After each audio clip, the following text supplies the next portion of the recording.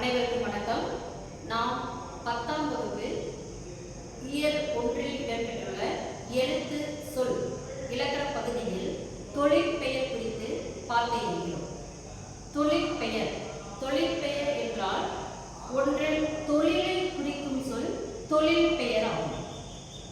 எழுவாய் செய்யும் ஒரு தொழிலை குறிக்கும் சொல் தொழிற்பெயர்.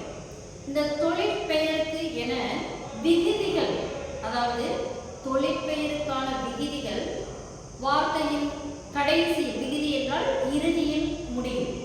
தொழிற்பெயருக்கான விகுதிகள் எவை என்றால் அல், தல், அம், ஐ, கை, வை,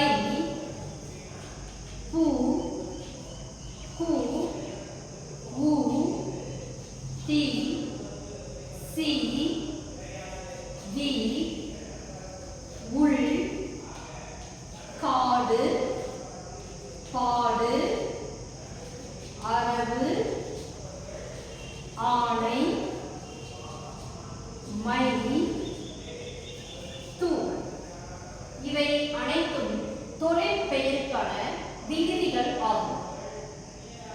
இந்த தொழிற்பெயருக்கான விகுதிகள் என்றால் கொடுக்கப்பட்டுள்ள சொல்லின் இறுதி, அதாவது இறுதி விகுதி கண்டிப்பாக இந்த விகுதிகளை பெற்ற இந்த எழுத்துக்களில் ஏதாவது ஒன்றை பெற்றே முடிந்திருக்கும். இதை வைத்து நாம் இது தொழிற்பெயர் என எளிதில் உணர்ந்து கொள்ள முடியும். பாருங்கள், தொழிற்பெயருக்கான விகுதிகள். ஆடல் என்ற வார்த்தையில் இறுதி பகுதி அல் என்ற ஓசையில் முடிந்துள்ளது. பாடுதல் என்ற வார்த்தையின் இறுதி பகுதி தல் என்ற ஓசையில் முடிந்துள்ளது. ஆட்டம் என்ற சொல்லினுடைய இறுதி பகுதி அம் என்ற ஓசையில் முடிவடைந்துள்ளது.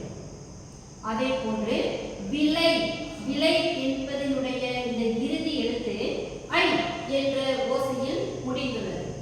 வருகை என்ற வார்த்தையினுடைய இறுதி பகுதி ஹை என்ற ஓசையில் முடிந்துள்ளது.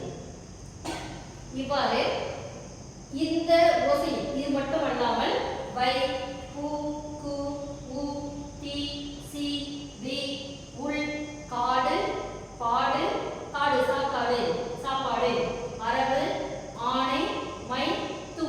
இந்த ஓசையில் முடிவடையும் வார்த்தைகளும் கூட தொழிற்பெயர் விகுதி கொண்டு முடிந்துள்ளது என நாம் கொள்ள வேண்டும்.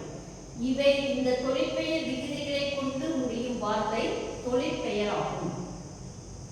இந்த தொழிற்பெயரை கண்டறிவதற்கு இந்த தொழிற்பெயர் விகுதிகள் முதலில் நாம் படித்து தெரிந்து கொள்ள வேண்டும். நன்னூலார் நமக்கு தொழிற்பெயர் விகுதிகள் என இவற்றை கொடுத்துள்ளார். இவற்றை முதலில் நாம் நன்கு கற்று இந்த விகுதிகளை கொண்டு வரும் சொல் தொழிற்பெயர் என நாம் எளிமையாக கண்டறிந்து கொள்ள முடியும். இதுவே தொழிற்பெயர் ஆகும். இந்த தொழிற்பெயர் எவை என நாம் கண்டறிந்து கொண்டு இதிலிருந்து முதல்நிலை தொழிற்பெயர் கண்டறிவது எவ்வாறு?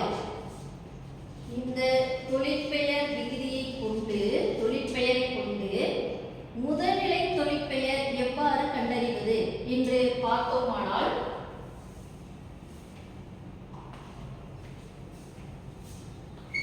முதல்நிலை தொழிற்பெயர் பாருங்கள், ஆடல் என்பது தொழிற்பெயர் விகுதி கொண்டு முடிந்துள்ளது. எனவே இது தொழிற்பெயர். இதில் ஆடு கூட்டல் அல் என நம்மால் வார்த்தையை பிரிக்க முடியும். ஆடு கூட்டல் அல் ஆடல்.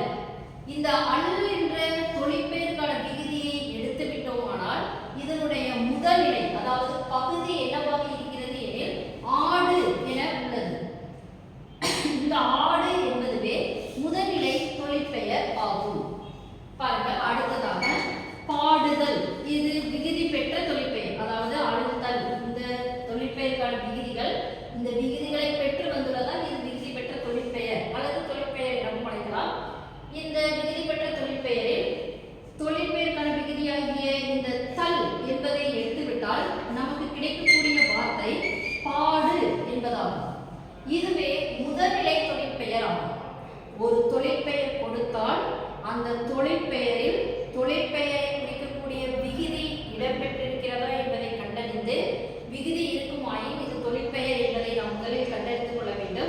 பின் முதல்நிலை தொழிற்பெயர் எப்படி கண்டறிய வேண்டும் என்றால் அந்த தொழிற்பெயருக்கான விகுதிகளை எடுத்துவிட்டு மீதம் இருக்கக்கூடிய வார்த்தையே நமக்கு முதல்நிலை தொழிற்பெயர் ஆகும். இன்னும் எளிமையாக சொல்ல வேண்டும் என்றால் இந்த முதல்நிலை தொழிற்பெயர் என்பது பகுதி எனப்படும். பகுதி அந்த சொல்லை இந்த சொல் உருவாவதற்கான வேர் சொல் கட்டளையாக இருக்கும். முதல்நிலை தொழிற்பெயர் எப்போதும் ஒருவரை பார்த்து ஏவும்படியான கட்டளை சொல்லாகவே இருக்கும். ஆடல் ஆடு, பாடுதல் பாடு, ஆட்டம் ஆடு, என்பதை பிரித்துவிட்டு ஆடு என நாம் கொள்ள வேண்டும். இவ்வாறு முதல்நிலை தொழிற்பெயர் என்பது அந்த தொழிற்பெயருக்கான விகுதியை விடுத்து மீதம் இருக்கக்கூடிய பகுதிக்கான சொல்லே முதல்நிலை தொழிற்பெயர் ஆகும். நன்றி.